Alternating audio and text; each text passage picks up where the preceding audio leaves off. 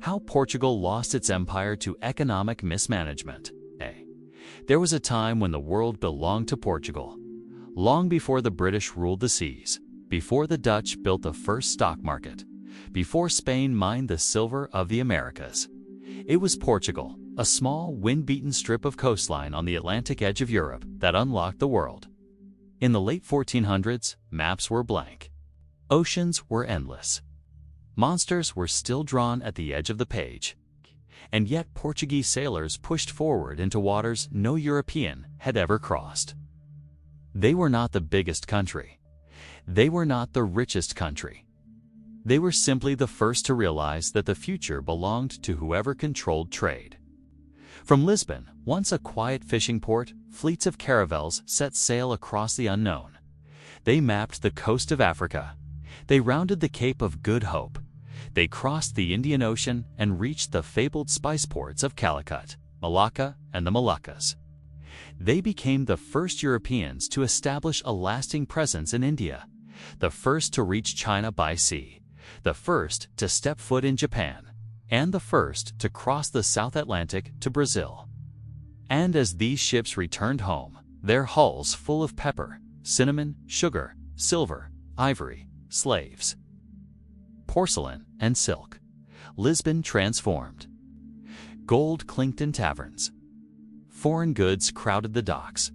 Merchants wore silk. Nobles commissioned cathedrals that glittered with mosaic tile and gold leaf. Chroniclers wrote that Lisbon glowed like a jewel in the sunlight.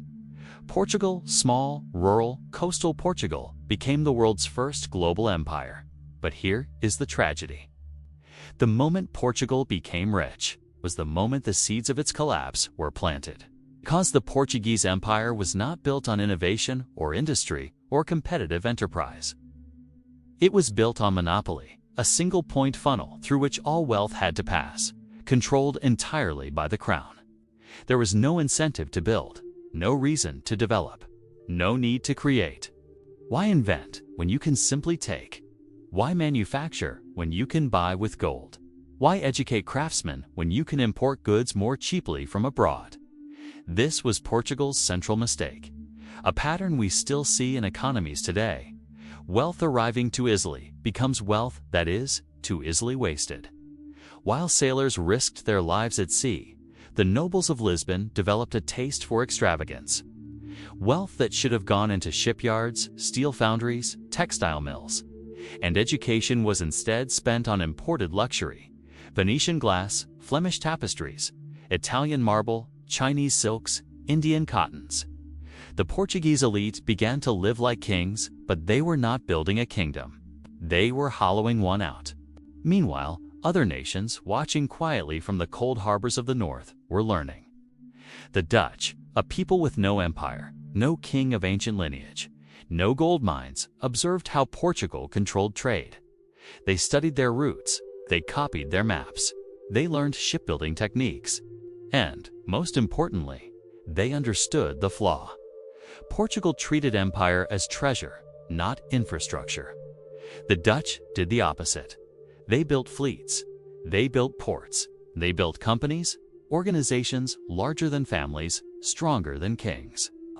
Backed not by one monarch's purse, but by thousands of investors pooling capital. The Dutch East India Company, the VOC, became the first corporation in history. Portugal had opened the door to the world. The Dutch walked through it with ledgers, financial instruments, and reinvestment. This was the pivot, the birth of capitalism. While Portugal drank wine in cathedrals, the Dutch engineered a new economic system that multiplied wealth rather than spent it. And Portugal never adapted. Instead, it doubled down on monopoly, an economy addicted to the illusion that fortune would never run dry. But a system built on extraction without reinvestment always reaches its limit. By the late 1500s, Portugal's monopoly was overstretched. The empire sprawled across thousands of miles of coastline, dozens of ports, hundreds of garrisons. To maintain such a network required fleets, soldiers, sailors, diplomats, merchants, administrators, and constant funding. The ocean is unforgiving. Ships rot, storms destroy, pirates raid, and new empires rise. Portugal's wealth looked infinite, but it was not sustainable wealth. It was wealth in transit, wealth passing through, not rooted in. And history does not reward those who merely collect. It rewards those who build. Then came 1580, the year everything broke. The Portuguese king, Sebastian, had died years earlier on a reckless crusade in Morocco. He left no heir. His successor also died soon after.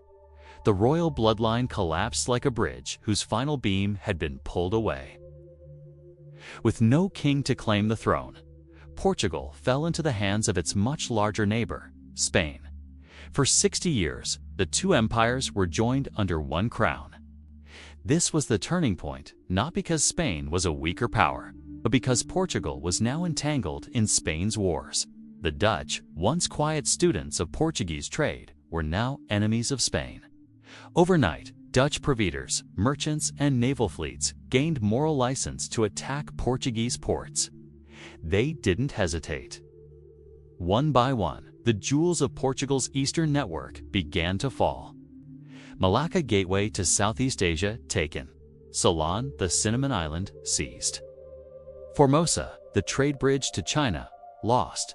The Moluccas, the Spice Islands, captured. Goa, Mozambique, Aden, harassed and weakened. Japan bans Portuguese traders entirely. Yet perhaps the most devastating blow came not from the sea, but from a seed. Sugar.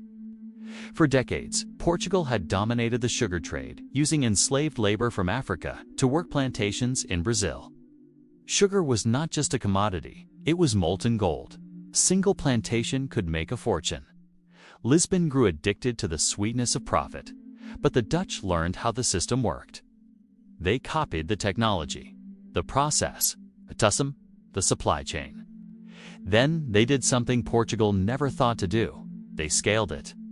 The Dutch built their own sugar plantations in the Caribbean, on islands they seized from Spain. Their sugar was cheaper, better organized, and shipped through a capitalist infrastructure that reinvested profits into more ships, more mills, more ports.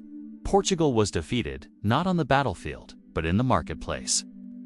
The empire's economy began to contract. Its ports became quieter, its ships fewer. Merchants who once spent gold now counted coins. Nobles who once flaunted luxury now clung to fading status. And yet, history offered Portugal a second chance. In the early 1700s, deep in the hills of Brazil, prospectors discovered gold. Not a little, but mountains of it. Rivers laced with gold dust. Mines where nuggets were so large they were passed hand to hand like fruit. Ships began to return to Lisbon, heavy, not with cargo, but with treasure. The city glittered again. Church bells rang. Baroque palaces rose from marble foundations. Priests wore robes embroidered with bullion thread. Aristocrats held banquets lit by chandeliers of Venetian crystal. Portugal had been given what every failing empire dreams of, a reset button. But the same sickness remained. Instead of using the gold to modernize shipbuilding, develop manufacturing, build schools and universities, expand infrastructure, create a financial system, or encourage a rising merchant class, Portugal spent it. Gold flowed into Lisbon. Then gold flowed out of Lisbon, to England, to France, to Italy, to Flanders, to the papacy, to the pockets of foreign merchants selling luxury goods to a nation that dreamed of wealth but refused to build wealth. The British understood this perfectly. They signed treaties with Portugal, guaranteeing that Portuguese gold would be used to buy British goods. And it was. England industrialized. Portugal decorated churches. One nation laid the foundation for the Industrial Revolution. The other built monuments to a fading past. By the time Napoleon's armies marched into Lisbon in 1807, the empire was already hollow.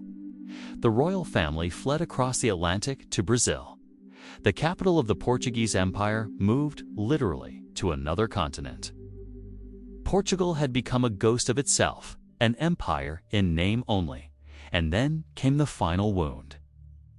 In 1822, Brazil declared independence.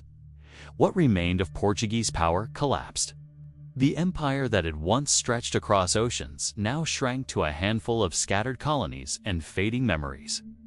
Not because it was conquered, not because it was overrun by a greater force, but because it failed to transform wealth into capacity. This is not merely a story of history, it is a mirror. Nations today repeat Portugal's error. Economies built on oil, not innovation.